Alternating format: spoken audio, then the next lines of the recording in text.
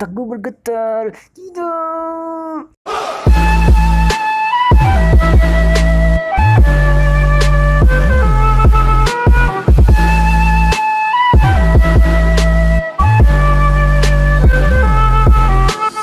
Yahoo minasan, kembali lagi di channel terkece dan tergokil seantero jagat dunia Isekai. Seperti biasa, sebelum lanjut jangan lupa share, like, dan subscribe-nya dulu ya guys, biar kami semakin semangat buat videonya. Oke.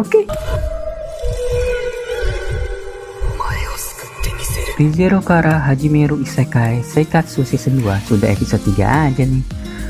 Wait. Namanya panjang bener dah, udah kayak judul skripsi aja. Oke. Sebut aja namanya ReZero, biar akrab gitu. Lanjut. Nah, karena episode 1 dan 2-nya belum gue bahas, jadi sekalian aja deh gue bahas, tapi singkat aja ya. Ya, kayak dengan doi yang lagi ngambek, balesnya singkat-singkat gitu deh.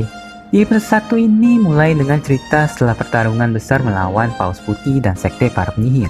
Jadi nyambung gitu sama cerita dari season sebelumnya. Ketika Subaru dan rombongannya melanjutkan perjalanannya menuju tempat yang dituju, di tengah-tengah perjalanan ada razia ketupat 2020 nih. Mereka dihadang oleh dua uskup agung dari Sekte Penyihir yang sebelumnya udah mereka kalahin. Dua orang yang melakukan razia itu adalah perwakilan kerakusan, Rai Baten Kaitos, dan perwakilan keserakahan, Regulus Corneas. Perwakilan wali murid mana nih? Singkatnya, semua rombongan Subaru dibantai habis, termasuk Kusama dan Rem. Subaru yang bisa kembali dari kematiannya tetap tidak bisa merubah hasil akhir. Rombongannya tetap terbantai habis. Parahnya lagi, Kusama harus kehilangan ingatannya, dan Rem pun jadi AFK. Ya elah, AFK lagi. Nah, lanjut di episode 2. Jujur aja gue ngantuk nonton episode 2 ini. Isinya kebanyakan ngedongeng anjir. Dongeng sebelum tidur. Komen, suara gue terlalu merdu untuk tidak didengar ya. Maaf. Intinya, Subaru dan Emiliatan yang kembali ke desa kebingungan karena sebagian warga desa yang diungsikan ke tempat suci belum kembali juga. PA-nya nih, baik Subaru dan Emiliatan gak tahu tempat suci itu di mana. Kan mereka yang ngusulin untuk ngungsiin ke sana, tapi mereka nggak tahu di mana. Kan PA namanya itu. Akhirnya Subaru dan Emiliatan memutuskan hubungan mereka. Salah. Memutuskan untuk kembali ke villa. Maksudnya mansion. Di sana mereka bertemu dengan Frederica, seorang pelayan dan seorang demi-human. Demi-human itu ya manusia setengah manusia. Frederica pun akhirnya sedikit menjelaskan tentang Roswell dan memberitahu di mana lokasi tempat suci itu berada. Setelah melakukan persiapan selama 2 hari, Subaru, Emiliatan, dan juga ditemani oleh Otto memulai perjalanan menuju tempat itu. Dan ketika sampai di tujuan, Subaru tiba-tiba bertemu dengan sang penyihir keserakahan, yaitu Echidna. Manggilnya apa sih?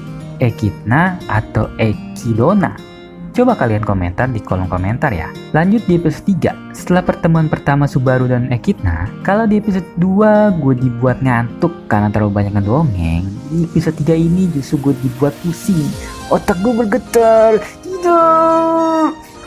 Sebetulnya sih intinya si Echidna ini punya pengetahuan yang cukup luas dan rata-rata orang kalau bertemu dia pasti bertanya banyak hal. Echidna juga menjelaskan tentang para penyihir itu ada banyak dan berbagai hal lainnya. Bahkan Echidna sendiri sudah menawarkan ke Subaru untuk bertanya apa saja.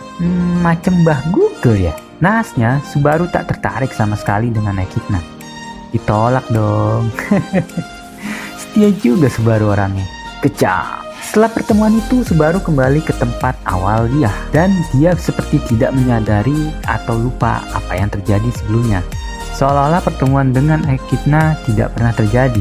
Akhirnya Subaru bertemu kembali dengan Otto dan kereta naganya yang di dalamnya masih ada Emiliatan yang lagi ngorok.